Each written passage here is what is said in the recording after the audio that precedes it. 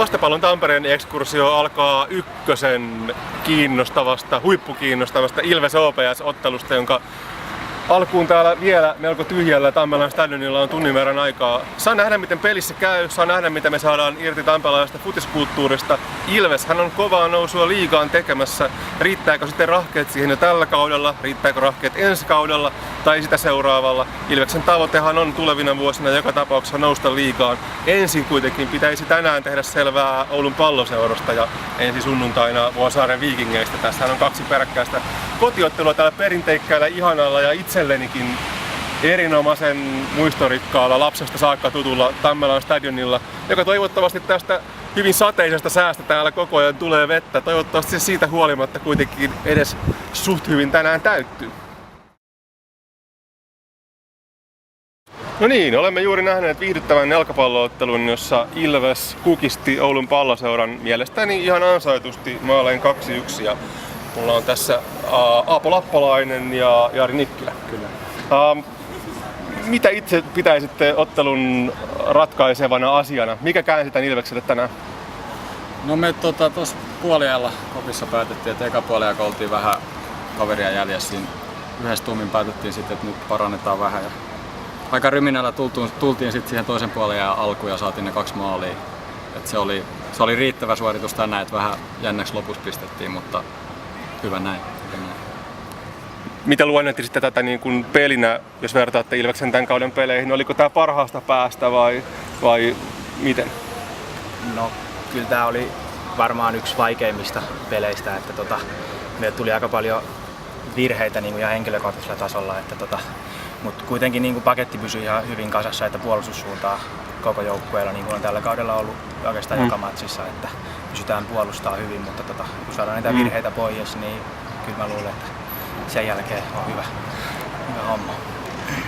Te pelasitte kumpikin vähän poikkeavalla pelipaikalla. Sä pelasit oikeana laitapakkina ja sä pelasit topparina. Miten tämä vaikutti tuohon puolustuspään pitävyyteen? Se näytti alussa vähän niin kuin epävarmalta. Kyllä se mun mielestä hitsautui siinä sitten pelin edetessä. Joo, no mun mielestä se niin kuin puolustuslinja toimi ihan hyvin, mutta sitten siinä tuli vähän semmosia halpoja pallonmenetyksiä, että me jouduttiin koko puolustuslinjaa, että meitä vastaan siinä ei ollut niin kuin tukemassa keskikenttää, että suurin piirtein 4 vastaan 4 hyökkäyksiä, että aika hankalia tämmöisellä liukkaalla kelillä, ettei siinä oikein otetaan tilaa pois, ettei pysty pelaamaan selustaan sitten vaan, mutta kyllä tuossa loppua kohti niin sit se parani, ettei siinä niinku, vaikka siinä vastustaja heitti palloja boksiin, mutta aika hyvin me pysyi se niinku siitä yhtenäisenä kuitenkin siinä, että hyvin hoidettiin mun mielestä kuitenkin. Itseäni ehkä kaikkein eniten kiinnostava kysymys on se, että Ilveshän nousi nyt tällä voitolla 18 pisteeseen ja on 5 pisteen päässä SJK:sta. Joo, taitaa olla. Puhutaanko joukkueen kesken siitä, että nousu on jo tällä kaudella ainoa järkevä tavoite vai miten? Koska ei ihan mitään järkeä kakkossijaa esimerkiksi tavoitella ykkösessä. No, kyllähän se tietysti näin on, ettei sitä kakkossijaa niin lähetä tietenkään tavoitteleen. Että totta kai se nousukin on niin kuin tervetullut, mutta ei me siitä mitään paineita itsellemme oteta vielä tässä kohtaa, että jos ei sitä tulekaan. Nyt pelataan 1 peli kerrallaan ja katsotaan sitten mihin se riittää. Että tosiaan SJK on kuitenkin 5 pisteen päässä ja me on pelannut hyvän kauden, että kaikki on totta kai mahdollista. Että katsotaan mitä tulevan pitää. Onko teillä tietoa, onko Ilves vielä vahvistumassa tässä kesän aikana vai mennäänkö näillä?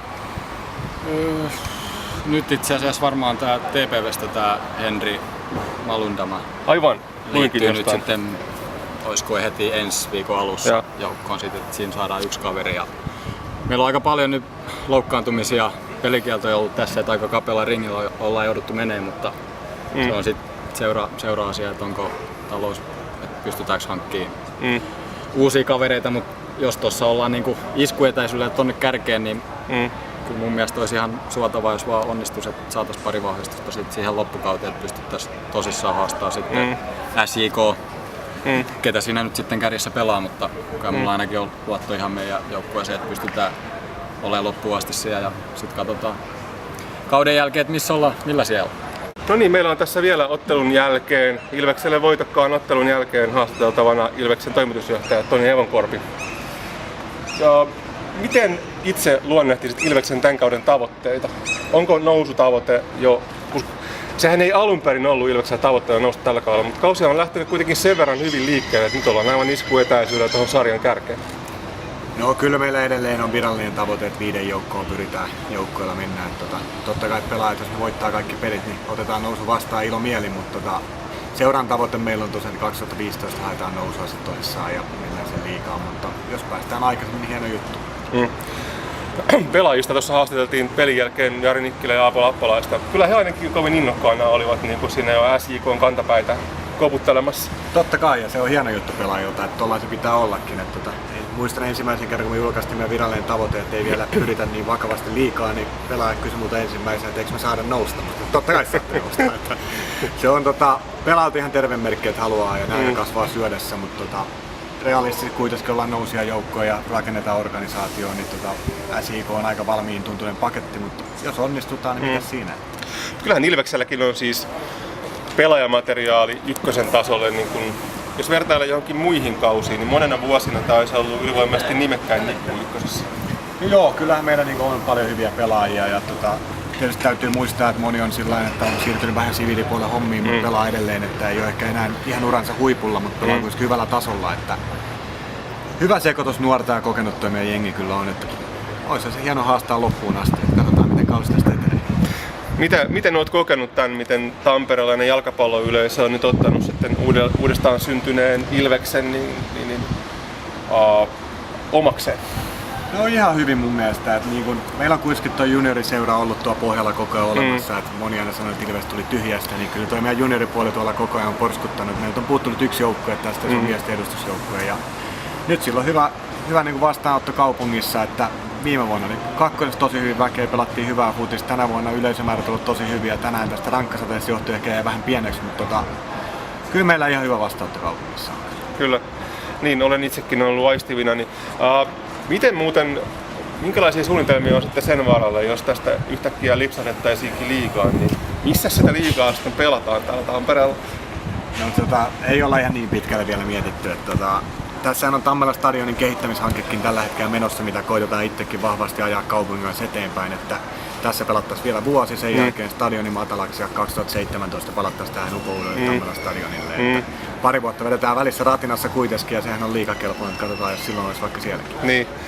Mutta tämä on niin ihana paikka siis niin kuin verrattuna Ratinaan, että tietysti mä eniten tykkään itse, kun tähän liittyy kaikenlaisia muistoja niin tästä vanhasta stadionista, mutta ehkä se on sitten niin, että aika ajaa tästä väkisin ohi.